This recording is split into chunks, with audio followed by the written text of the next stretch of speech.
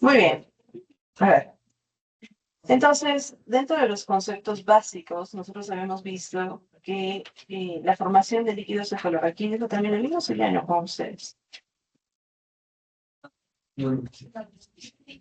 Habíamos llegado hasta las bases de información pulmonar. Sí, nosotros vamos a hacer.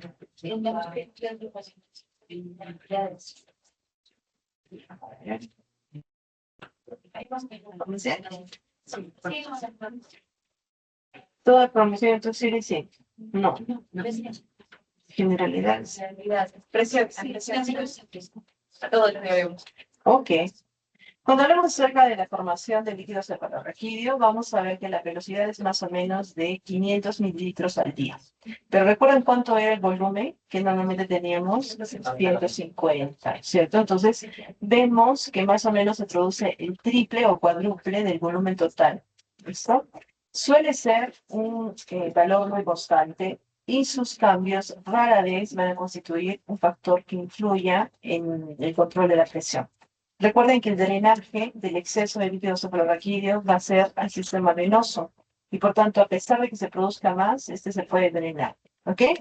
Más de 2/3 partes de líquido cefalorraquídeo se van a formar en los ventrículos y el resto, o sea, 1/3, se va a formar en la superficie pendimaria, es decir, en los 4 ventrículos, en la parte pendimaria, en la aracnoides y en el encéfalo, en los espacios perivasculares. ¿Listo? Clásicamente, cuando hablamos acerca del líquido del encéfalo, le vamos a llamar fluido intercerebral. ¿Listo? Y recuerden que tiene una formación química sumamente similar al líquido cefalorraquídeo. Dentro de los ventrículos vamos a tener que los ventrículos laterales van a ser el principal lugar donde vamos a tener la formación del líquido cefalorraquídeo, con la secreción desde los plexos coroideos. ¿Ok? Entonces, más o menos para que ustedes recuerden, los plexos coroideos son formaciones vasculares. Y estas formaciones vasculares protruyen como una forma de coliflor desde los ventrículos y van a estar cubiertas por una capa que es delgada de células epiteliales. Se van a proyectar, por ejemplo, hasta la temporal del ventrículo lateral. Si aquí tuvieran ustedes un ventrículo, esta es la forma ventricular, tienen la tela coloidea, y por acá están viendo esta formación que parece como un coliflor, que es el plexo coroideo. Está lleno de tejido conectivo, de vasos sanguíneos, de venas, y todo esto va a permitir que se secrete el líquido cefalorraquídeo. También se proyectan hacia la parte posterior, la porción posterior del ventrículo, del tercer ventrículo y al techo del cuarto ventrículo. Y en general vamos a ver que dependen de transporte activo de iones sodio. Entonces, lo que se transporta a nivel de este epitelio van a ser iones sodio. Y estos iones sodio van a jalar iones cloro. ¿Listo? Entonces, si bien la concentración de sodio es más o menos igual a la del plasma, la concentración de cloro están viendo que es mucho mayor. Y este transporte activo de cloruro hace que nosotros tengamos más o menos 15% más de cloruro, de concentración de cloruro en el líquido cefalorraquídeo que en el plasma. ¿Y por qué? ¿Qué creen ustedes?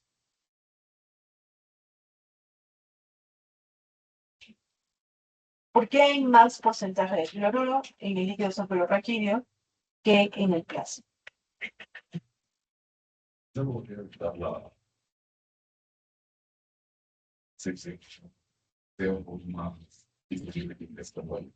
Es interesante, pero me refiero más un poquito a qué mecanismos están haciendo y por qué, si estamos viendo que es un ultrafiltrado y está saliendo cloro, diré sodio, ¿por qué se está también concentrando tanto cloro?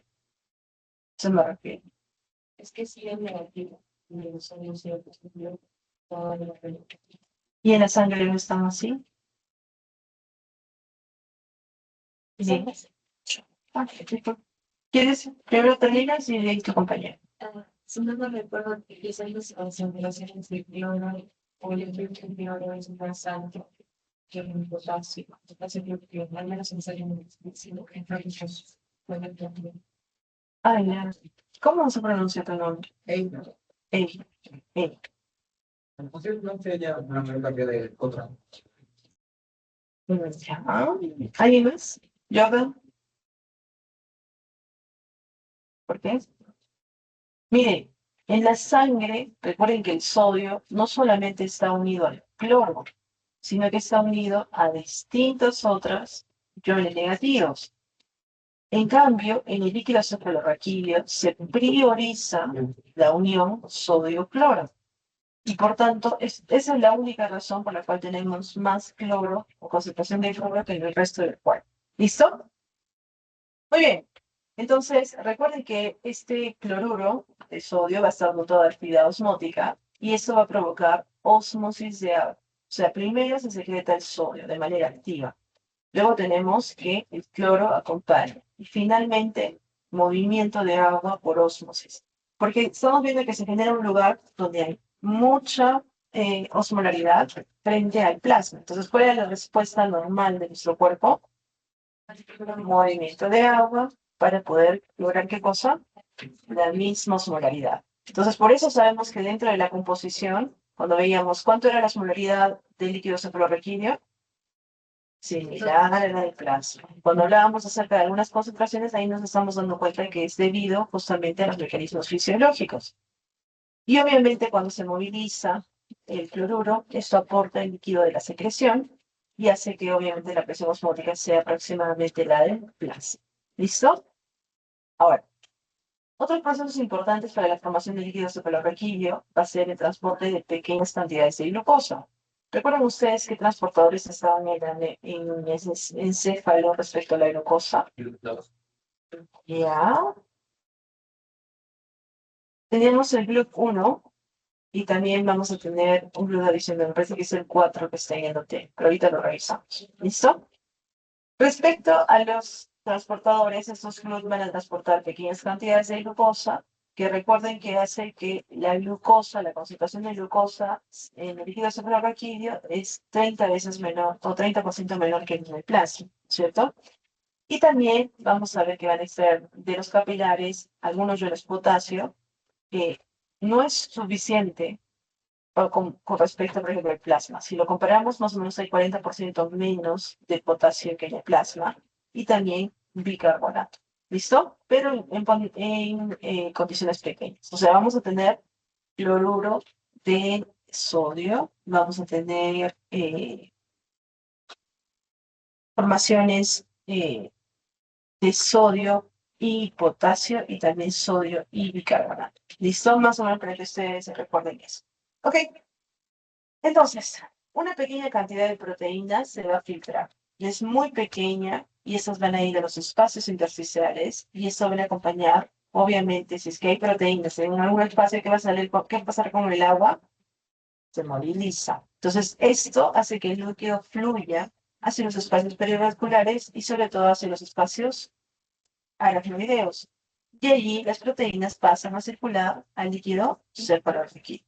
Esto es un pequeño porcentaje que es lo que nosotros habíamos dicho respecto a las proteínas. Entonces, el resto ya habíamos visto que se produce en otra área, pero nos vamos a concentrar ahora en el plexo coroideo como principal centro de producción de líquido cefalorraquídeo. Con respecto a la circulación, como ustedes ven, a ver, ¿cómo se llamaban estos?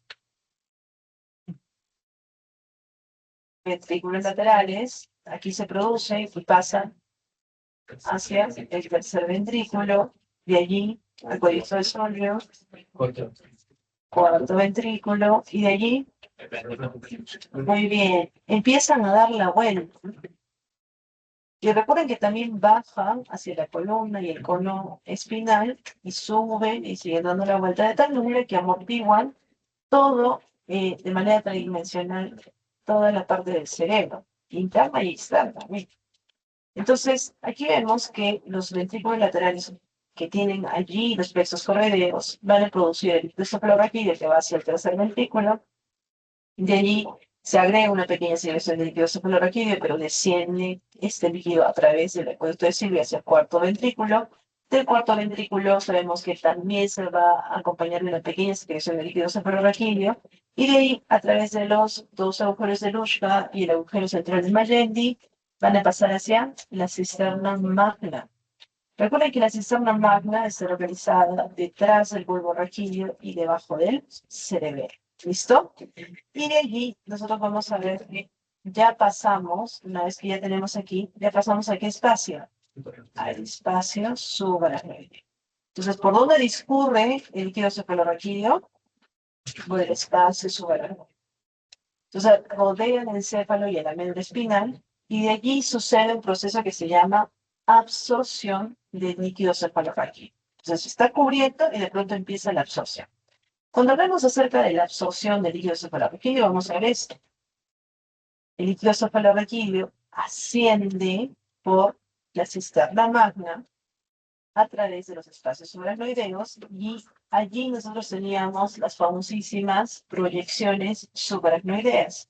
Y estas proyecciones subaracnoideas que van a sobresalir hacia el seno venoso sagital y otros senos venosos cerebrales van a permitir que se vierta o que hasta cierto punto se movilice. Y acá tenemos que tener dos puntos claves. El movimiento del líquido cefalorraquídeo hacia la sangre es unidireccional, o sea, va desde el líquido hacia la sangre. Y la razón para que suceda eso es que la presión del líquido cefalorraquídeo es un poquito mayor a la presión del seno venoso. ¿Listo? Entonces, más o menos para que ustedes recuerden, la presión del líquido cefalorraquídeo suele ser 1.5 milímetros de mercurio mayor que el seno venoso. Y por tanto, siempre decíamos cuál era una de las reglas primordiales de la fisiología. ¿De dónde a dónde se movilizan los líquidos? Mayor presión, a donde hay menor presión. Y eso evita que la sangre venosa vaya en la otra dirección. ¿Ok? Entonces ya estamos viendo qué es lo que está sucediendo en la reabsorción. Además, tienen que recordar que las células endoteliales que van a cubrir las vellosidades van a tener unos pasadizos que se van a llamar pasadizos vesiculares. Y estos pasadizos funcionan como unas válvulas. ¿Y dónde nosotros teníamos esta función? ¿Qué tipo de endotelio tenía esta función como de válvulas? El linfático, recuerdan ustedes, ¿no es cierto? Que tenía como unas compuertas. Más o menos lo mismo sucede a nivel del líquido cefalorraquídeo. Se forman estas válvulas con un flujo relativamente libre, pero unidireccional, desde el líquido cefalorraquídeo hacia los senos venosos. Y esto impide el retroceso, ¿ok? También permite que se movilicen, por ejemplo, las sustancias grandes, partículas de glóbulos blancos, partículas de glóbulos rojos, todos ellos se movilizan en esa dirección. ¿Ok? ¿Hasta aquí estamos bien? ¿Hemos entendido? Muy bien. ¿Cuál es la función? A ver, la función del líquido cefalorraquídeo es amortiguar. Amortiguar el encéfalo casi como si es que fuera una bolsa de agua. Imagínense una bolsa de agua dentro y alrededor. Como cuando les envían por Amazon un visto lleno de aire, solamente que de agua. ¿Ok? Entonces amortigua. Y más o menos para que ustedes sepan, la densidad específica del cerebro y el encéfalo suele ser un poquito similar. Recuerden que el encéfalo y el cerebro solamente difieren en 4%. Eso significa que el encéfalo se limita a flotar en el seno del líquido. Entonces estamos viendo que lo que está sucediendo es una especie de flotación. Y lo que explicaba su compañero hoy día, ¿qué sucede cuando hay un golpe en la cabeza?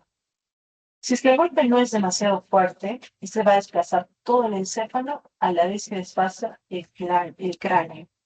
Y por tanto, evita que cualquier porción del encéfalo sufra torsión. Porque más o menos, imagínense, esto es lo que está sucediendo. Nosotros tenemos una zona, una masa, que es la masa encefálica, y luego tenemos como una soga, que va a ser la médula espinal. ¿Qué pasa si yo la movilizo, la ando movilizando? ¿Qué va a suceder con la soga? Se va a enredar. Y lo que nosotros tenemos que evitar es justamente la torsión, porque son estructuras delicadas. Entonces recuerden, cuando el golpe no es muy fuerte, va a movilizarse todo en conjunto. Pero ¿qué pasa si el golpe es intenso? Digamos, si tenemos un accidente de tránsito o en el boxeo, como bien han dicho. Si nosotros tenemos, digamos, un accidente de tránsito, este es un estudiante de medicina de otra universidad que está manejando su carro y se choca con otro carro, ¿ya? Le choca por el lado izquierdo. ¿Dónde está el golpe que va a recibir esta persona? Muy bien, va recibida en el lado izquierdo. Entonces ahí tenemos nuestro primer punto, que va a ser el punto de la contusión. Pero ¿qué va a suceder con esa cabeza? Ya, se va a dirigir a la otra dirección. ¿Hacia qué lado? Hacia el lado derecho. ¿Qué va a pasar con el encéfalo? Recuerden que hay golpe. Cuando hay golpe, recuerden que tenemos inercia. ¿Se acuerdan de las leyes de Newton? Ok. Entonces, ¿qué pasa? Si es que nosotros nos movemos con mucha rapidez, esto se queda prácticamente como estático y de allí va hacia un costado y en el regreso no alcanza la aceleración y desaceleración y tenemos el segundo golpe, que es el contragolpe. ¿Listo? Entonces, si por ejemplo tenemos un paciente que estamos diciendo que está teniendo un accidente de tránsito, su primer golpe va a ser, digamos, en el lado izquierdo, pero la lesión de contragolpe estamos diciendo que es en el lado derecho. Entonces, esto es algo que tienen ustedes que recordar. Entonces, en el contragolpe se daña el lado opuesto por el desplazamiento súbito, y esto, recuerden que temporalmente se crea un espacio vacío en la bóveda craneana del lado opuesto, y cuando el cráneo pierde su aceleración, se va a causar el golpe cuando el vacío se colapsa. ¿Listo? Muy bien. ¿Qué más tenemos que recordar? La lesión del golpe ustedes ya la han visto, que sucede en el mismo lado del impacto. Y cuando nosotros tenemos contusión, nosotros vamos a tener lugares, además de las zonas del golpe y contragolpe, que van a sufrir lesiones.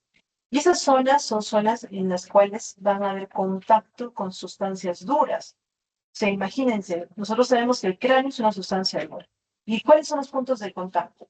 Los polos, por ejemplo, derecho, izquierdo, anterior, inferior, pero también las caras inferiores que están sobre toda una estructura, que es una estructura irregular y es ósea. Entonces, cuando nosotros vemos lóbulos frontales, lóbulos temporales suelen ser los que más se afectan, y la base del cráneo, justamente las zonas que están en contacto con protuberancias óseas. Y yo les comentaba a sus compañeros, ¿a ustedes qué les parece el rugby o de repente el fútbol americano? ¿Les parece violento o les parece aceptable? ¿Violento? ¿Aceptable? Ya. ¿Todos saben lo que es fútbol americano y rugby? ¿Sí? A ver, ¿quién me dice que es el rugby?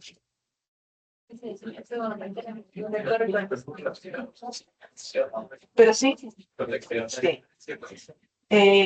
El rugby se creó en los países europeos, bueno, Inglaterra, Italia, todos ellos, en realidad nórdicos hasta cierto punto. Y era prácticamente luchar por un balón sin protección y con toda la masculinidad posible. Son personas 2 metros, súper grandes.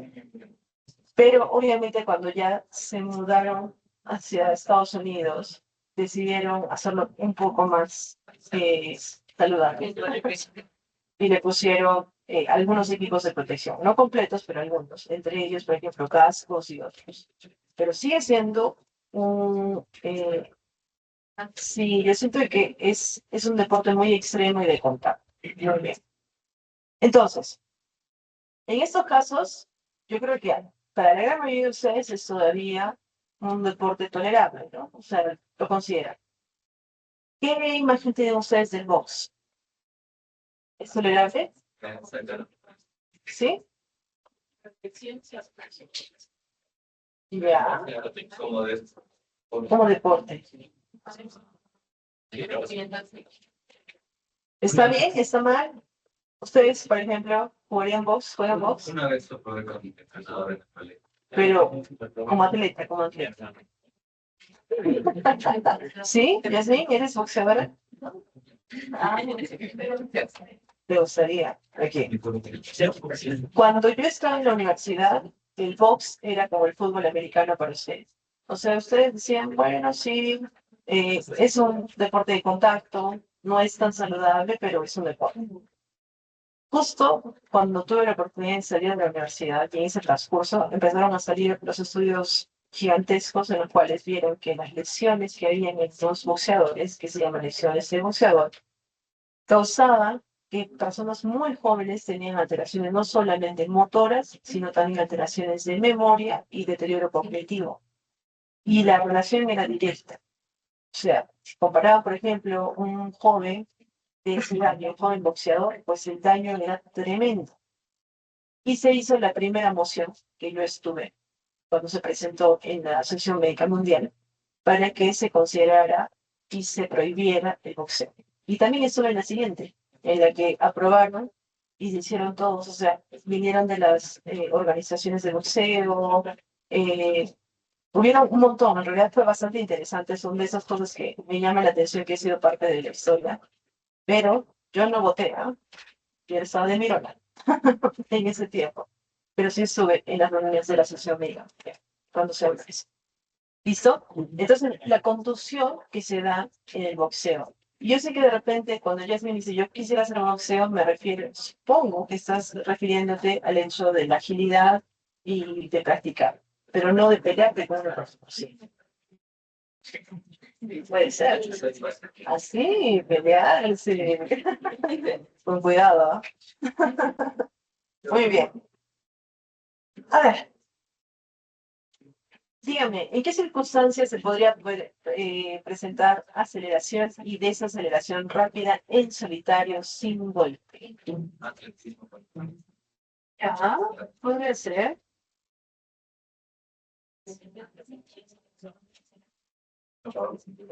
Ya, podría ser. Salto largo. Podría ser. En los juegos mecánicos, tanta vuelta, tanta aceleración, puede mover. Ya, podría ser. Estoy segura que las dos que les voy a presentar, ustedes la han escuchado, pero se han olvidado.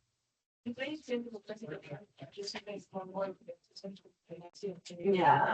Una pelea rápida, está yendo en la Cotó, en la C, no sé qué. ¿Cuáles son las más asesinas ahora? La C. Ya.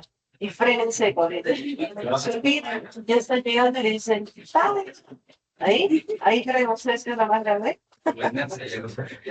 Miren, las que son de aceleración, desaceleración, son aquellas en las cuales hay ausencia del impacto físico. Y el cerebro contra lo que impacta es contra las paredes del cráneo y provocan el rebote y el contragolpe.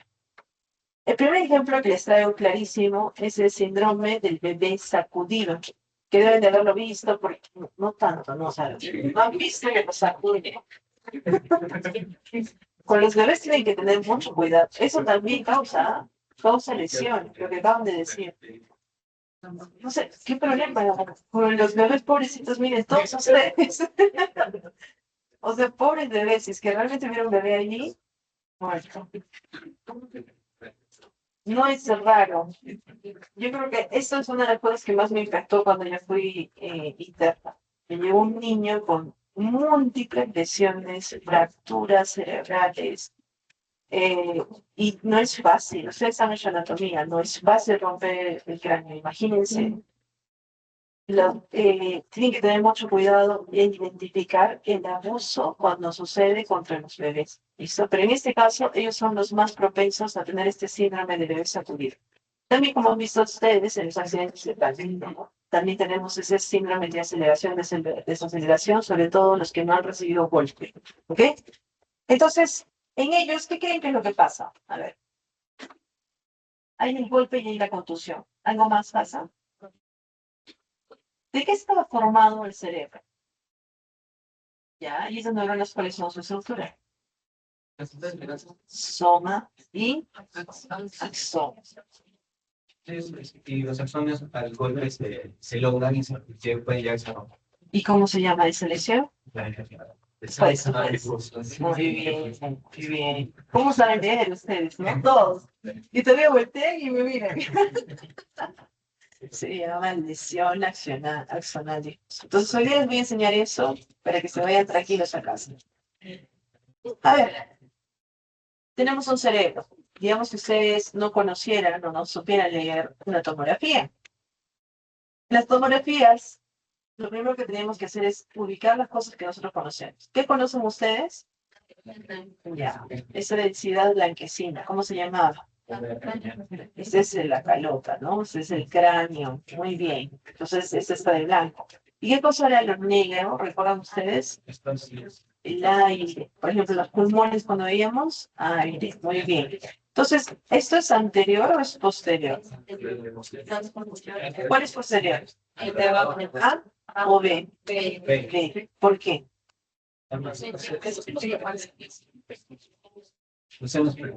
O sea, en la pelota nosotros tenemos estas partes de aire. Piensen bien. Son los senos. Muy bien. ¿Senos qué? Frontales. Frontales. Entonces, si ustedes están viendo aire, ustedes al toque tienen que decir, ok, acá tiene que haber una explicación, porque si es que si fuera aire, si esta fuera la parte posterior, ¿qué sería? Es rarísimo, ¿no? Lo publican, me llaman, dicen, tengo casos súper bacanos. Me publican. Aquí, ¿qué sería? Sería de repente un paciente que ha tenido, no sé, un enfisema y además una fractura, o sea, algo realmente muy sacado de los pelos.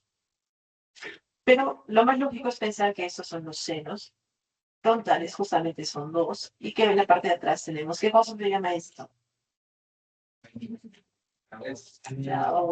Bueno, parte de los tejidos conectivos podría ser probablemente la voz del cerebro. Muy bien. De allí, estas estructuras las tienen que reconocer siempre. ¿Cómo se llaman? Ya, estos son los ventrículos laterales. Muy bien. Luego teníamos las circunvoluciones, que ya las habíamos visto en la clase pasada. ¿Y qué más habíamos visto? Que hay una pequeña diferencia, ¿no es cierto? La sustancia gris, ¿cómo la ven? Un poquito más clara que la sustancia blanca. ¿Listo? ¿Qué pasa si yo les muestro esta imagen? Ya, tranquilos. Este es el bebito que ven ustedes así con todo su odio. Yo he visto que lo han movido. Ya, ahí está. ¿Por qué creen que pienso que este es un...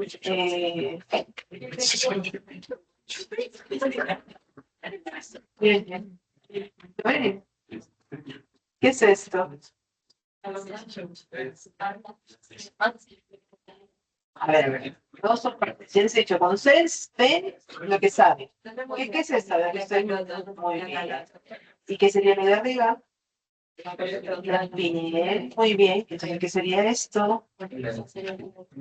Un hematoma. ¿En qué zona? Muy bien. Podrían decirle, por ejemplo, epicraneal, podrían decir un hematoma subdérmico, subcutáneo. Sí se dan cuenta, ¿no es cierto? Esto es dentro del parénquima. ¿Va a producir edema? No, pero miren lo que ha pasado, ¿eh? ¿Qué es lo que ha sucedido? A ver, ya. ¿No se percibe qué? Ventrículos, ¿qué más? Circunvoluciones, ¿qué más? La diferencia que habíamos dicho de la sustancia gris y la sustancia blanca, ¿qué más? Muy bien, ¿qué más? ¿Por qué creen que yo pienso que este es un niño y no es un adulto? Muy bien, con la forma. Miren cómo es una tomografía de un adulto. Miren la tomografía de un bebé. Ya, muy bien. Entonces, pues este niño es grande o es pequeño. Piensen bien. ¿Es un niño grande o es un niño pequeño? Recuerden que los niños pequeños tienen fontanelas, ¿no? Ahí por ahí les paso el dato. Tampoco tan grande, pero definitivamente ya tendrán cerradas sus fontanelas. Porque lo que estamos viendo son signos de edema cerebral. Pero ¿cómo ustedes reconocen la lesión nacional difusa? Si se dan cuenta, dejamos de tener esta separación de lo que han dicho gris claro y gris oscuro. ¿Listo? Deja de haber esta forma para darse prácticamente como si fuera una masa puntiaguda, o sea, con punteo. Disculpen. Esto es lesión axonal difusa, para que la conozcan de aquí el resto de su vida. ¿Y acá? ¿Qué les parece? El músculo derecho está más grande que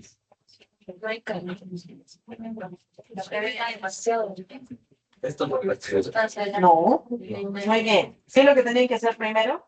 saber que Reconocer. ¿Qué cosa es eso entonces? La columna. ¿Y por qué no la ven blanca?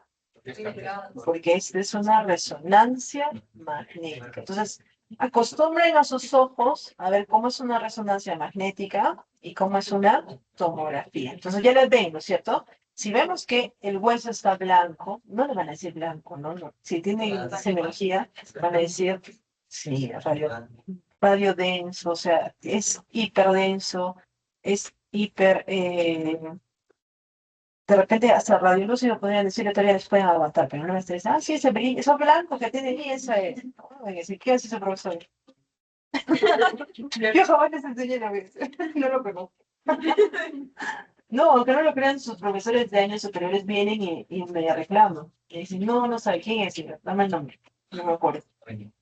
Y nos pasamos la voz, era nuestro grupo. Mucho cuidado. Muy bien, ¿qué más tienen que ver? Aquí se van a dar cuenta de que la lesión axonal difusa se ve un poco más, con más detalle, pero sigue siendo como si fuera una masa. ¿Listo? Esa es la característica de la lesión axonal difusa que también van a ver en estos casos de estos pacientes. ¿Ok? Muy bien, hasta aquí estamos bien. Último bracito. Sabíamos que en otras partes del organismo la barrera hematoencefálica o en general el endotelio permitía el pase de moléculas. No siempre de moléculas grandes, ocasionalmente de moléculas grandes. Pero nosotros sabemos que en general las barreras reducían la permeabilidad. ¿Listo? Ya les había dicho. Imagínense un vaso sanguíneo que lo cubrimos con una tela. ¿Cómo se llama esa tela? Pía madre. Y encima de eso le ponemos otro mantón, así en forma de pedicelos. ¿Cómo se llama eso? Astrocitos, ¿no? Los pedicelos de los astrocitos. ¿Ustedes creen que va a pasar algo? Puede pasar, pero mucho menos que si es que tenemos, por ejemplo, un glomérulo con uniones fenestradas. ¿Se acuerdan eso? Entonces es muy diferente. Y va a ser muy diferente a lo que veamos, por ejemplo, en el hígado. Entonces recuerden, son muy permeables a agua, CO2, oxígeno, sustancias liposolubles como el alcohol y los anestésicos. Eso sí pasa y por eso nosotros tenemos justamente alteraciones a nivel frontal y a nivel de otras áreas. Pero van a ser parcialmente permeables a electrolitos como sodio, como cloruro, como potasio. Y van a ser totalmente impermeables en la gran mayoría de los casos a proteínas plasmáticas y a la mayoría de sustancias que, por ejemplo, son grandes y que son no liposolubles. Por allí yo tengo un paciente que tiene una encefalitis por un hongo. ¿Podemos tratarlo?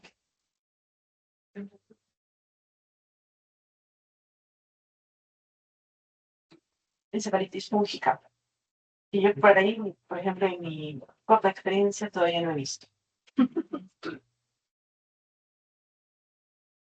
¿Qué fue, César? Tú presentaste una foto de la India, ¿no?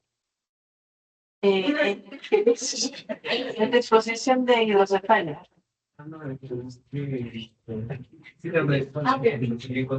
De la India. De las pequeñitas.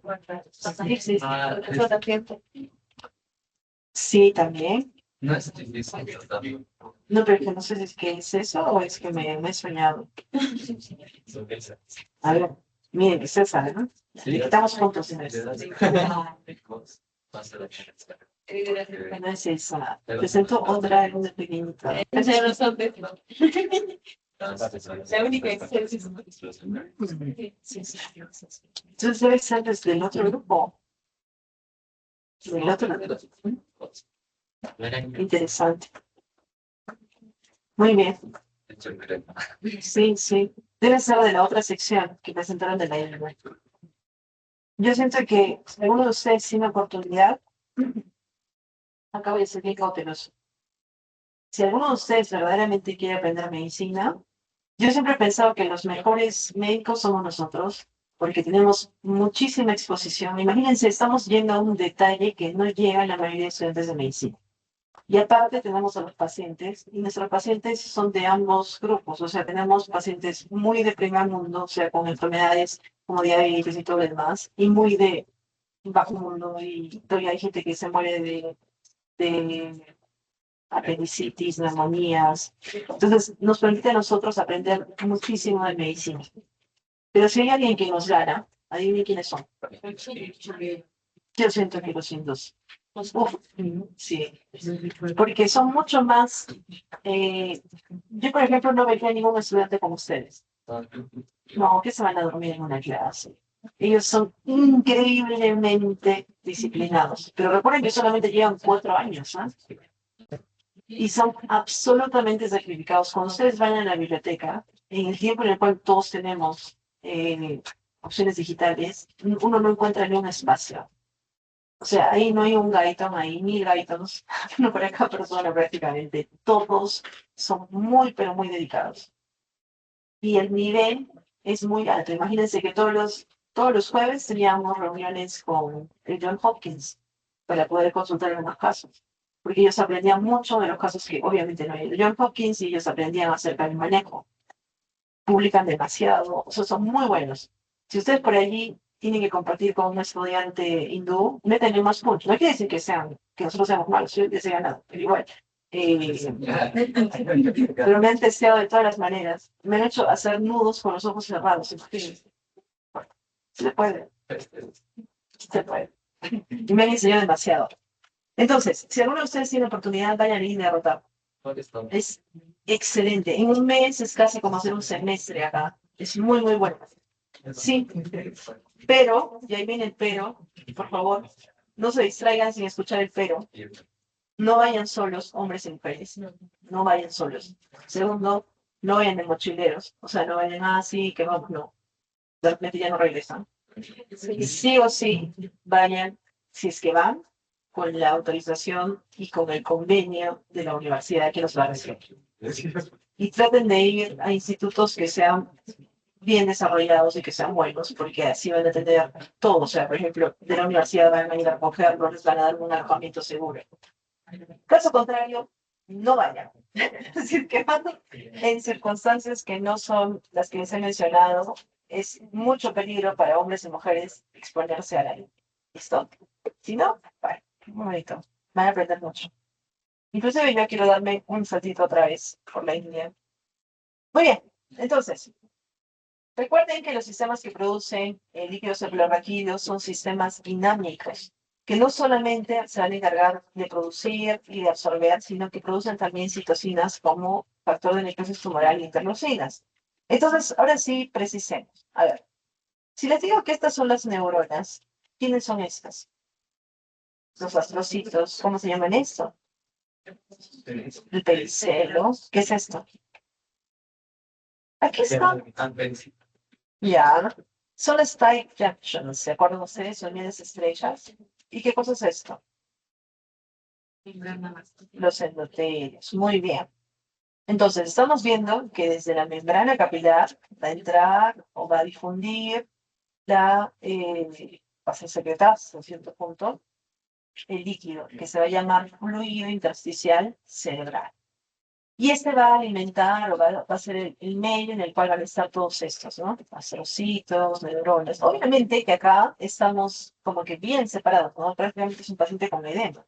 Porque en el cerebro esto es como que súper juntito. Y luego, ¿qué tenemos acá? ¿Cómo se llama esto? Muy bien, estas son las células epidemarias. ¿Y estas? ¿Qué es lo que no ves? No es lo que... Ah, ya. Aquí tampoco. Allá. Células epidemarias. Entonces, ¿qué espacio es este? Subacingreo y este. Estos son los plexos coloideos. Y acá está el vaso del plexo coloideo. Entonces, ¿quién se encargaba de gran parte de la producción de líquido cefalorraquídeo? El plexo coloideo. ¿Pero las células epidemarias ayudaban? Sí, estamos viendo que ya ayudar. ¿Me queda más claro más o menos cómo va eso? ¿Sí? Muy bien. Ok, chicos. Entonces, eh, yo les recomendaría que hagan un último esfuerzo y veamos estos dos temas. Pero realmente los veo bien cansados. Si desean, pueden tomar el break ahora, 5 minutos, y ya de ahí regresamos. Depende de ustedes. Ya, yo no tengo ningún problema. Sí, exacto. Muy bien. Vayan, chicos.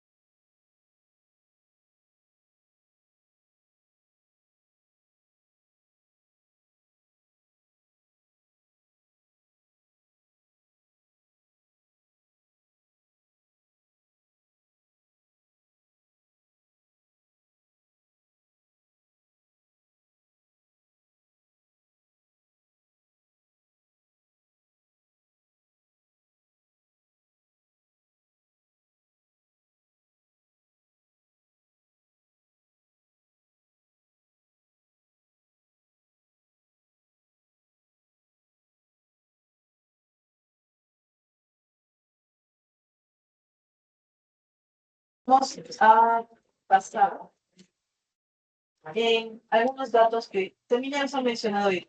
Por ejemplo, si bien el cerebro solo representa 2% del peso corporal, se consume cerca del 20% del gasto energético basal.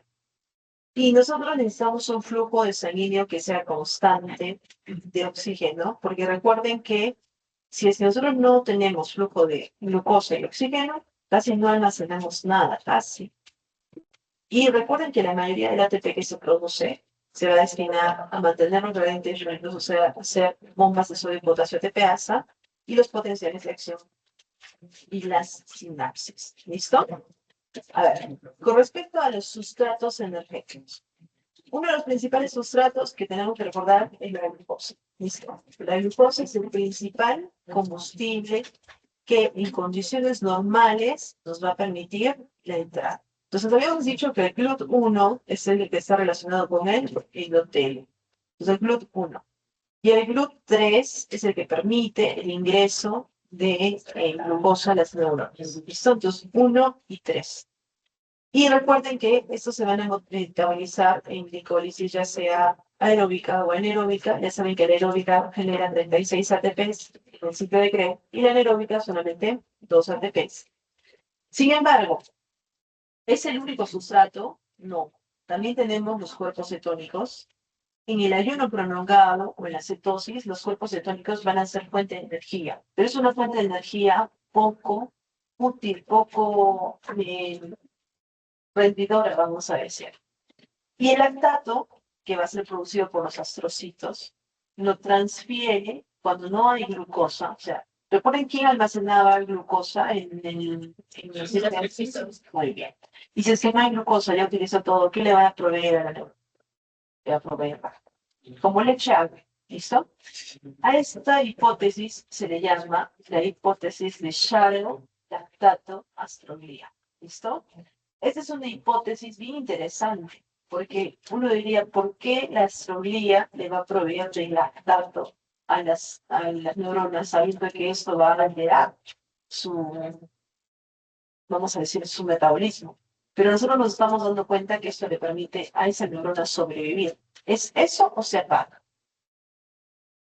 ¿No, Mónica? Sí, claro, tú misma eres. Gracias. Pobrecita, no te he dicho antes, te he visto ahí sentada. Ok. Chao. El papel del astrocito en el metabolismo va a ser que captan glucosa, genera el lactato y lo ceden a las neuronas. Y eso es interesante, porque hasta hace un tiempo nosotros no lo entendíamos así. Nosotros pensábamos que lo que les daban era diferente. Entonces, yo les recomiendo para el futuro estén atentos de esto, porque puede ser que cambie un poquito el paradigma de lo que nosotros pensábamos. ¿Listo? Nuevamente, eso todavía es hipótesis. Tenemos que corroborar con algunas otras cosas. ¿Alguien ha leído el Gaito 2025? Si esto ya está allí. No. Se lo va a pasar, se lo va a pasar. ¿Listo? Una autorización y de esa paso. Muy bien. Recuerden, los astrocitos habíamos dicho que regulaban la biodisponibilidad de neurotransmisores. Imagínense así. El neurotransmisor es como un niñito cuando juega. ¿Qué pasa con sus juguetes? Los deja por todo lado, ¿no es cierto? Es lo mismo cuando sueltan los neurotransmisores. Entonces, ¿quién viene? La mamá, la nana, la astroglía. ¿Y qué es lo que hace? Recoge. Pero recuerden, tiene un mecanismo de defensa. No la guarda como glutamato, como que la guardaba como vitamina. Y entonces así regula esta biodisponibilidad. Por ahí dices que, por ejemplo, hay muerte celular, muere el astrocito, ¿podrá haber neurotransmisión? No, porque recuerden que cómo está esos neurotransmisores en su interior, como glutamina. Entonces se previene que haya una neurotransmisión. Además, que hemos dicho que forma la unidad neurovascular, acoplando el flujo sanguíneo y el metabolismo. Muy bien, con respecto al consumo de oxígeno, lo mismo que la glucosa. Representa el 2% del peso corporal, pero consume el 20% del oxígeno. ¿Qué pasa si ustedes están haciendo, no sé, el challenge de, ¿qué pasó ahora? Se pegan en la boca Y se pegan en la boca unos esparadrapos mientras duermen y tienen apnea del sueño. O sea, tienen, no sé, desviación del tabique y todo lo demás. ¿Qué va a suceder? ¿Qué va a pasar? Hipoxia. Muy bien. Miren, el cerebro es muy sensible a la hipoxia. Cuando hay un daño neuronal irreversible, lamentablemente estamos muertos. Y eso se da a 3 a 5 minutos de anoxia. ¿Listo? Entonces, nosotros dependemos muchísimo, bueno, las neuronas dependen muchísimo del oxígeno para su supervivencia. Y la región más vulnerable a la hipoxia va a ser el hipocampo, la corteza y los ganglios basales. Entonces, ¿qué pasa cuando una persona, por ejemplo, tiene una alteración de la oxigenación? A ver, imagínense, está subiendo a 5.000 metros, acaba de irse a Cash, a Cerro de Paso. ¿Qué va a pasar?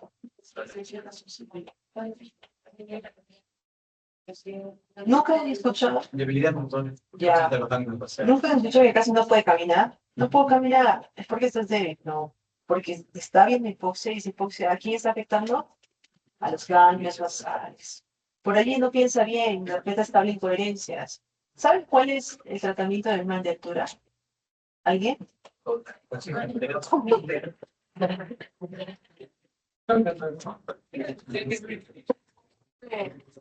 Muchas gracias, chicos. Cuando estoy dando clases en Alemania, voy a decir algo que mis estudiantes me dijeron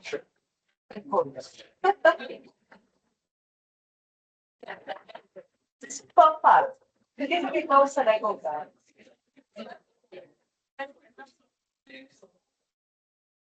Ustedes ya son los estudiantes de medicina de segundo año y casi neurofisiólogos. ¿Qué es lo que causa la coca? Sencillísimo, sencillísimo, chicos. ¿Qué es lo que causa la coca? No la Coca-Cola, sino la hoja de coca. Y tampoco estamos hablando de la cocaína. Ah, es un alcaloide que causa vasodilatación. Y por tanto, ¿qué sucede con el flujo? Mayor flujo. ¿Qué pasa con el oxígeno? Biodisponibilidad de oxígeno sanguíneo. ¿Qué pasa con el resto del cuerpo? ¿Hay calor? No hay calor. Más calor. ¿Qué pasa con los vasos que están en los músculos? Vasodilatación y por tanto mayor oxigenación. ¿Qué pasa entonces con la fuerza de contracción? Mejor. Entonces ya están viendo, ¿no es cierto? O sea, ya conocen un poquito qué es lo que está sucediendo.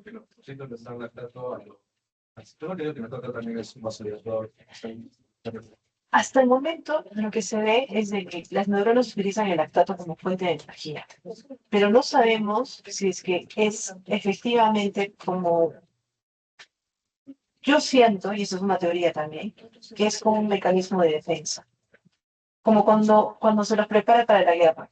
O sea, si con lo mínimo funciona, si es que hay buenos momentos, como que las cosas van a ir bien. Entonces, si aprende a funcionar con lactato y funciona bien, cuando haya un montón de glucosa no va a haber problema. Pero cuando falte la glucosa va a poder funcionar. Más o menos algo así. Pero todavía es una hipótesis, es una hipótesis. Todavía tenemos que entender mejor qué es lo que sucede. Ok, pero sí podría ser. Por ejemplo, tu hipótesis es interesante. Podemos publicarlo. En cuanto a la regulación del flujo sanguíneo cerebral. Recuerdan ustedes que había un proceso de autorregulación. ¿Cuánto era la presión que ellos manejaban? Ya, recuerden. Cuando nosotros vemos presión arterial media, vamos a ver que esto va a depender, va a estar adaptado a la persona. Para un adulto de unos 70 kilogramos, ¿cuánto era? Muy bien. Y los factores locales ya sabían. Aumento de CO2 que causaba vasodilatación. Acidosis, vasodilatación. Hipoxia, vasodilatación. Y en general, si es que nosotros tenemos actividad neuronal local o neurogénesis, no. Pero hasta cierto punto, aumento de flujo y vasodilatación. Pero también una optimización del acoplamiento neurovascular. ¿Listo? Esto es sencillo porque ahora ya piensan que todo es vasodilatación. Tengan mucho cuidado que se les dice. Ok. Entonces, ¿qué sucede con la hipoglicemia? Estamos viendo que la hipoglicemia va a causar síntomas neurológicos. ¿Pero dónde afectaba más la hipoglicemia? Ganglios basales, corteza cerebral, hipocampo. ¿Qué pasa si yo tengo un joven que está con intoxicación alcohólica y no ha almorzado ni ha cenado? ¿Qué va a generar en su cerebro? Hipoglicemia. ¿Y qué va a afectar? Ganglios basales. Por tanto, ¿camina bien o ajusta? ¿Qué pasa con la corteza? Llama a su ex, se calatea, grita todos. De repente no. ¿Qué más? Siguiente. ¿Qué sucede con el hipocampo? Se pone a llorar, pierde memoria, puede tener confusión, puede llegar a convulsionar y en el peor escenario, coma. ¿Qué pasa con la isquemia y la hipoxia? Decíamos que en isquemia nosotros vamos a pasar a la vía de glicólisis anaeróbica y por tanto, ¿qué va a pasar con el ATP? Va a disminuir y va a fallar la bomba de sodio y potasio. ATP asa y esa bomba va a generar edema. ¿Qué tipo de edema? Edema citotóxico y eventualmente, si esto pasaba a los 3 a 5 minutos, ¿qué sucedía? Muerte cerebral. ¿Listo? Muerte neuronal. Y bueno, lo tercero es nuevamente una teoría, una hipótesis. Sabemos que las enfermedades neurodegenerativas, algunas de ellas parecen estar relacionadas con metabolismo alterado y también estrés oxidativo. Y muchos autores ya están postulando de que el Alzheimer debería considerarse la diabetes tipo 3. ¿Por qué creen? ¿Qué sucede cuando hay exceso de glucosa y se acumula en el hígado?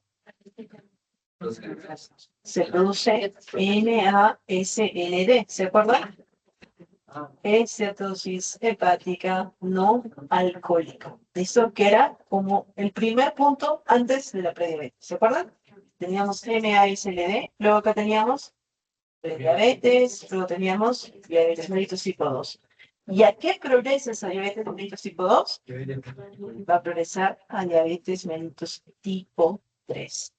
Cuando el paciente crónicamente va a tener justamente esta elevación de la glucosa, los astrocitos van a desesperadamente guardar esta glucosa y eventualmente se van a llenar exactamente igual como se llenan los hepatocitos. Y se van a formar acúmulos no funcionales de células. Aparentemente, allegedly, como dicen los americanos. Y esto nosotros la conocemos como Alzheimer. ¿Listo? Todavía no está aceptado, nuevamente es una hipótesis, pero yo les sugiero que estén muy atentos cuando lleven sus clases de endocrino, para ver si para ese tiempo ya tenemos las teorías más claras. Obviamente se va a publicar, no sé, Nature, una cosa así, y ustedes ya van a tener la historia completa. Desde que vemos alteraciones mínimas, como el NASLD, hasta alteraciones como Alzheimer. ¿Listo? Entonces, mucho cuidado con eso. Entiendan esa progresión. No se lancen todavía, ¿no? O sea, es en calidad de primicia, de hipótesis para ustedes. ¿Ok? Muy bien. ¿Qué más tenemos que recordar? Las pruebas diagnósticas. ¡Ah! No puede ser, no vamos a empezar motores como ustedes. Ok, rapidito. Cuando hablamos acerca de potenciales corticales, tienen que recordar que toda la transmisión nerviosa se va a basar en despolarización, repolarización. ¿Recuerdan? Entonces, los potenciales corticales van a ser cuando nosotros veamos estas despolarizaciones, y si se recuerdan, nosotros, si restábamos el potencial de despolarización con el de repolarización, hacíamos algo que se llamaba la diferencia de voltajes. Y esas diferencias de voltajes o esas fluctuaciones de voltajes van a ser los potenciales corticales. Si yo le doy su perrito y veo qué zona está teniendo esta despolarización, voy a poder ver un potencial evocado, ya sea visual, auditivo, somatosensorial. Y lo hacemos a través de electrodos que se van a colocar en el cuero cabelludo. El resultado siempre va a ser la diferencia entre las señales estimuladoras y las señales inhibidoras. Pero en general vamos a poder evaluar cómo es la función del cerebro. El segundo tipo de estudio que hacemos es el electroencefalograma. El electroencefalograma, para que ustedes comprendan el electroencefalograma, tienen que recordar cómo era el electrocardiograma. ¿Cuáles eran los principios del electrocardiograma? Ya, teníamos un vector. que tenía un inicio y un final. ¿Se acuerda que representaba la despolarización? Si es que era un vector positivo, ¿qué pasaba con la despolarización? Se acercaba a nosotros y era positiva. ¿Qué pasa si era negativa? Se alejaba de nosotros y la veíamos como una curva hacia abajo. Es lo mismo el electroencefalograma.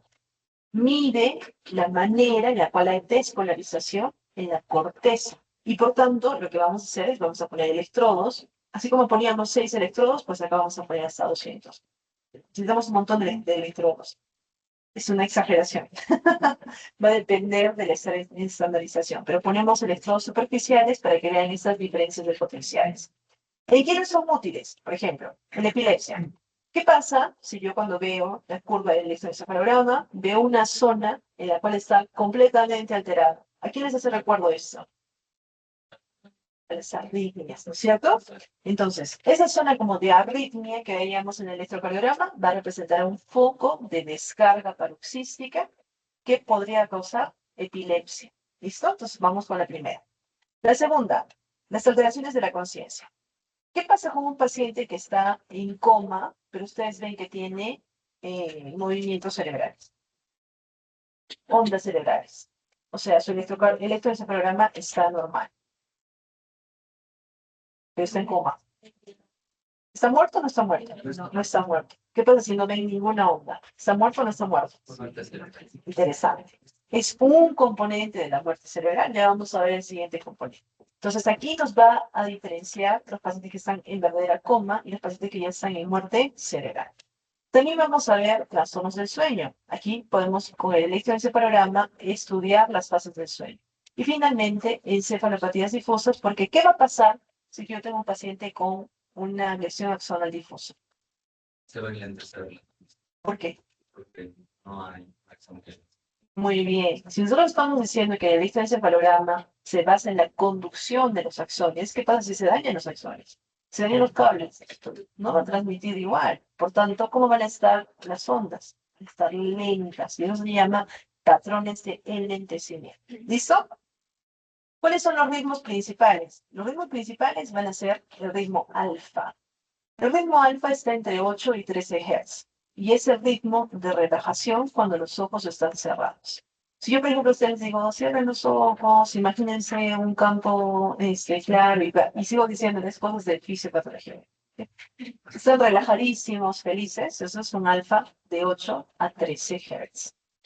Si ustedes están como ahora concentrados, están participando, probablemente sus ondas estarían en un beta, en 14 a 30 Hz, cuando están súper alertas y concentrados. Cuando tienen un sueño ligerito, como el que tienen acá cuando se duermen, y están como que en medio ojo abierto, así como los delfines, esa es una onda teta, entre 4 y 7 Hz. Es un sueño ligero y es la mayoría de veces los niños sueñan en ese, en esa onda. ¿Listo? Y finalmente tenemos la delta, que son menos de 4 Hz. O sea, estamos diciendo que la actividad neuronal, ¿cómo es? Prácticamente baja. Miren, entre 4 Hz, 3 Hz, 1 Hz, 2 Hz, hay muy poquita diferencia y es lo que va a diferenciar el sueño profundo del coma. ¿Listo? Así que mucho cuidado con eso, ¿ok? Con el electroencefalograma.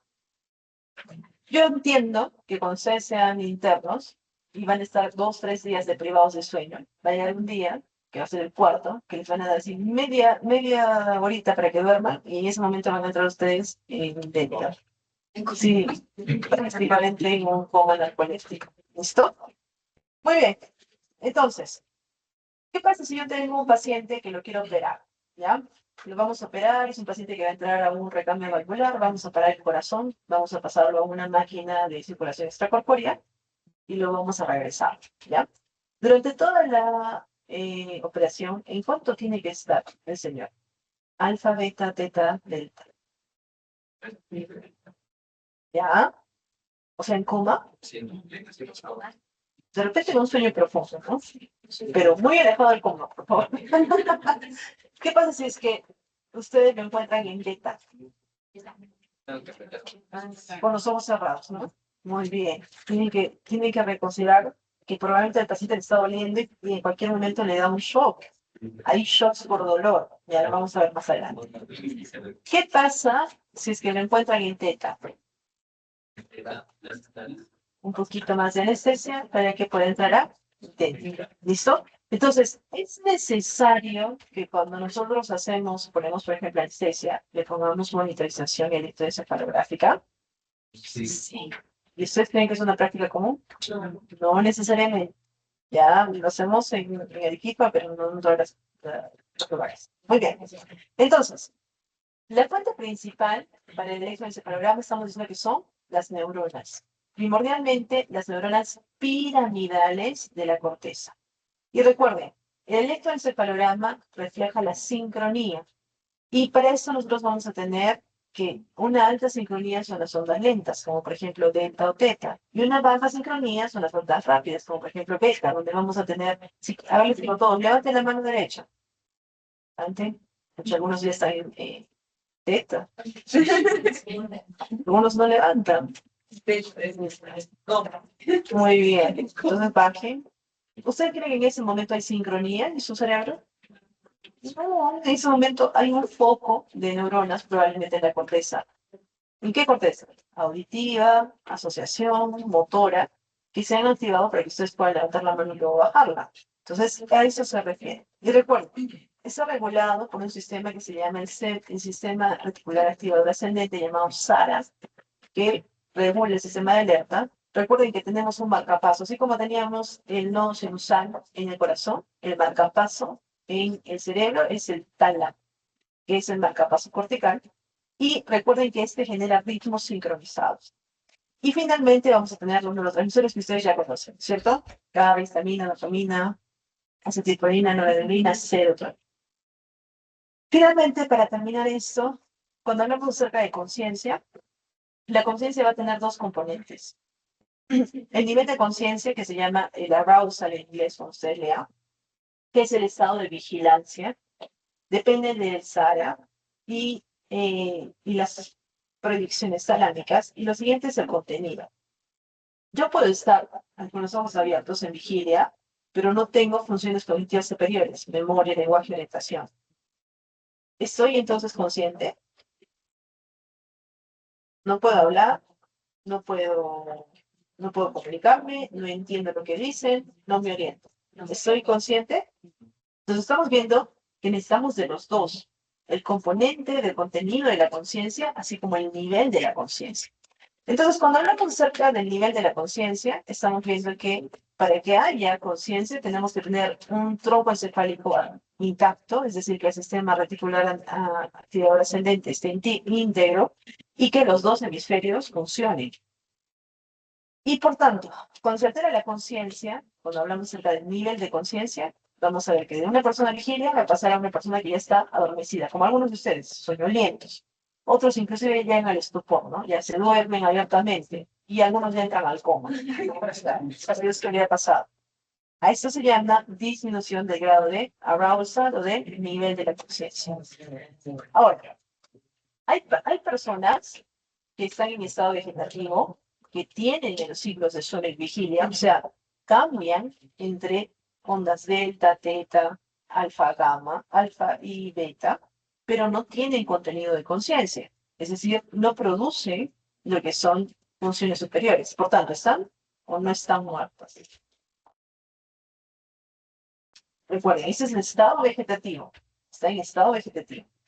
Entonces, para que consideremos nosotros muerte cerebral, tiene que haber ausencia total de la función cortical, sin ondas, y troncal, sin estado.